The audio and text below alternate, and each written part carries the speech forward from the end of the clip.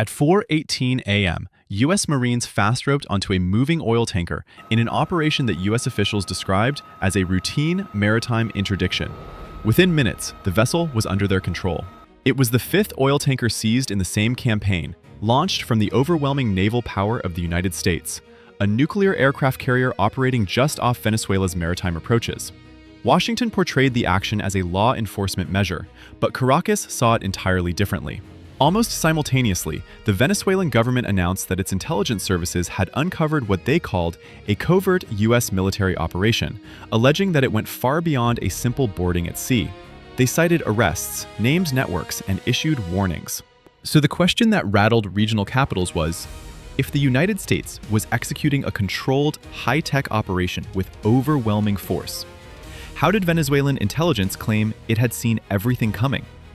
And more importantly, what happened next that turned this operation into a strategic embarrassment for the world's most powerful military? To understand why this incident exploded beyond a single boarding at sea, we need to rewind several years and examine how Venezuela became one of the most heavily surveilled maritime theaters in the Western Hemisphere. Since the late 2010s, Venezuela's oil sector has operated under expanding U.S. and allied sanctions designed to restrict revenue flows to President Nicolas Maduro's government. In response, Caracas increasingly relied on a shadow logistics network of aging tankers, opaque ownership structures, ship-to-ship transfers, and frequent flag changes to move crude onto global markets. Western officials have openly acknowledged that tracking and disrupting these shipments became a priority mission for U.S. Southern Command and the U.S. Coast Guard. By 2024 and 2025, interdiction operations in the Caribbean were no longer sporadic. They were systematic. U.S. naval forces conducted coordinated patrols, supported by maritime patrol aircraft, satellite surveillance, and multinational legal frameworks aimed at enforcing sanctions at sea. American officials described these missions as law-based, defensive, and narrowly focused. Venezuela interpreted them very differently. Caracas framed the interdictions as acts of economic warfare, and, increasingly, as precursors to regime change operations. Venezuelan state media and senior officials repeatedly claimed that U.S. military pressure was paired with intelligence activity, including alleged recruitment of mercenaries and coordination with opposition figures. In early 2025, Venezuelan authorities announced arrests of foreign nationals they accused of participating in covert plots, though international observers noted that supporting evidence was rarely made public. Against this backdrop of sanctions, seizures, and mutual distrust, the January 2026 operation did not occur in a vacuum. It landed on a fault line already saturated with suspicion, intelligence signaling, and political messaging, primed to transform a tactical naval action into something far more explosive. Under the dense darkness of the Caribbean night, the operation began in near total silence. The target oil tanker, approximately 820 feet long, more than 2 city blocks, weighing 120,000 tons, suspected of carrying embargoed Venezuelan crude oil, was only moving at a speed of 6 knots. Its AIS transponder blinked intermittently, a pattern typical of sanction evasion shipping. 2 CH-53 Sea Stallion helicopters and 1 MH-60R Seahawk lifted off from the USS Gerald R. Ford, CVN-78, Carrier Strike Group, patrolling international waters. A U.S. Coast Guard team prepared for fast rope boarding. Within 7 minutes, 50 U.S. Marines had descended onto the deck.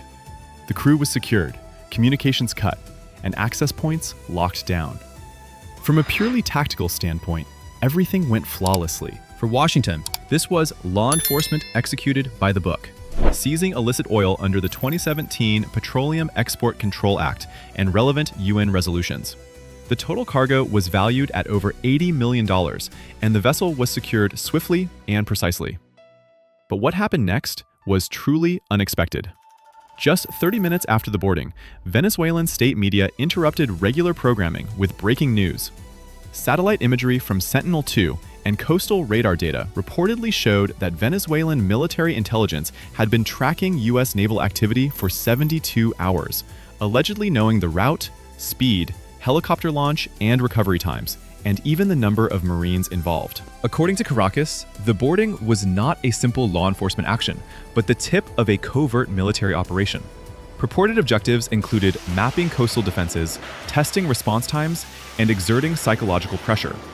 No public evidence was provided, but the timing of the announcement was clearly deliberate, designed to shape domestic and international perception. 5:30 a.m.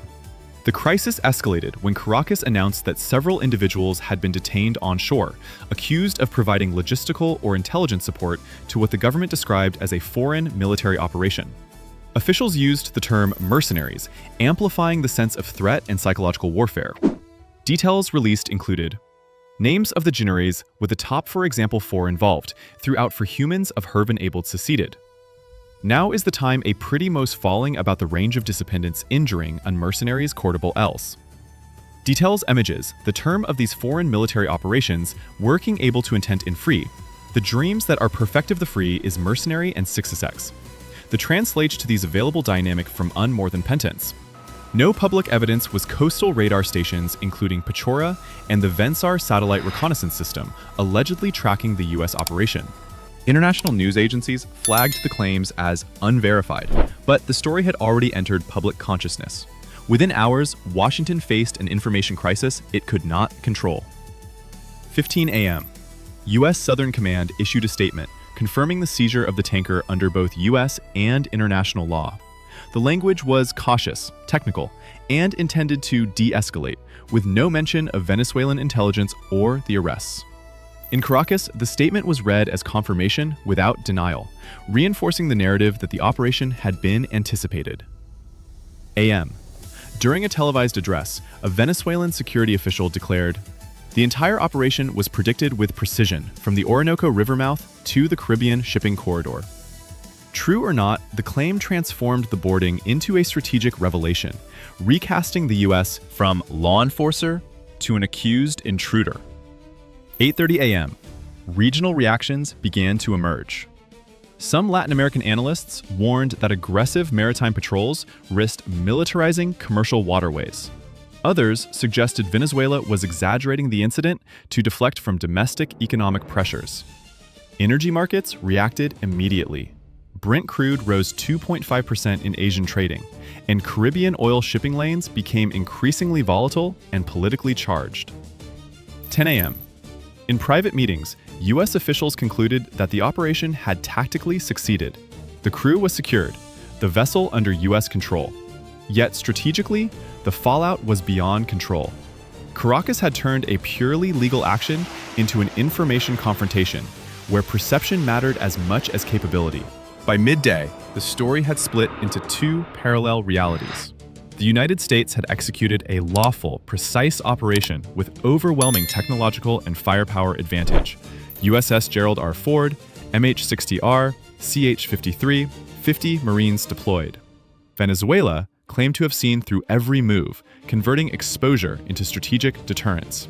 This gap between tactical success and strategic consequences became the central battleground, where every message, satellite image, and political statement was effectively a weapon in its own right. This confrontation not only exposed the staggering disparity in military hardware, but also underscored a critical principle of modern warfare. Expensive weapons do not guarantee strategic victory. On the US side, the operation relied on a layered system designed for maritime dominance and international law enforcement. The USS Gerald R. Ford, CVN-78, Carrier Strike Group provided a secure command platform and the ability to control the entire operational area. From there, 2 helicopters, MH-60R Seahawk and CH-53C Stallion, inserted 50 U.S. Marines trained in visit, board, search, and seizure (VBSS) operations. Supporting this were ANSPY-3 shipborne radars, commercial and military satellite reconnaissance, highly encrypted communications, and U.S. Coast Guard law enforcement teams with legal authority to seize commercial vessels.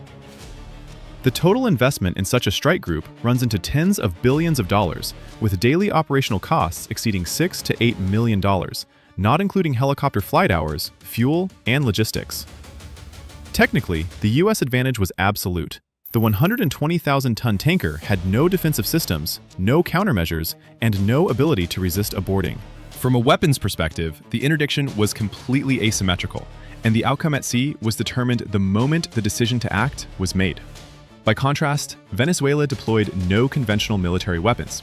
There were no warships, no surface-to-air missiles, and no fighter aircraft scrambled. Caracas's weapon was information, surveillance, and strategic communications. It relied on a dense military intelligence apparatus, coastal VenSAR radar coverage, AIS tracking, and synchronized public statements with arrests of individuals accused of supporting foreign military operations. The cost of this approach was hundreds of times lower than the US operation, yet its impact on strategic perception was profound. By recasting the boarding as an intelligence exposure, Venezuela turned a tactical disadvantage into a media victory, leaving the US in control of the ship, but off balance strategically. Strategically, the January 2026 incident exposed a sharp gap between US operational logic and Venezuelan political warfare tactics, a gap that worked decisively against Washington. The US pursued a coercive enforcement strategy, systematically interdicting tankers suspected of sanctions evasion to raise export costs, constrain revenue streams, and signal persistence.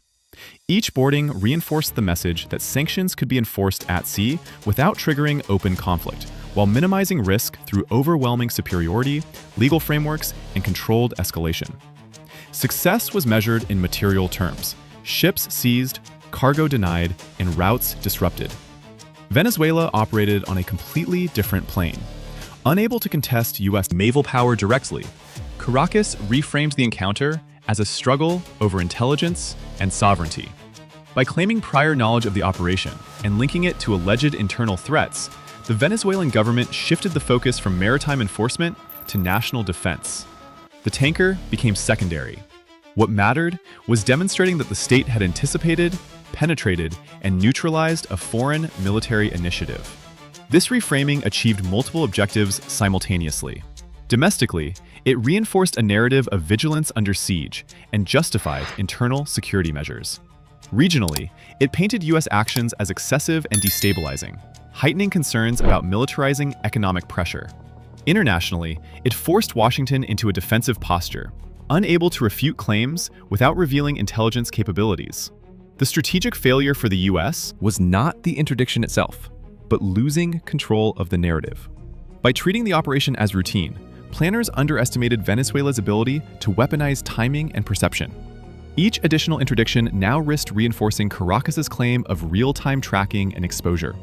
Strategically, Venezuela turned a series of tactical losses at sea into a psychological counteroffensive.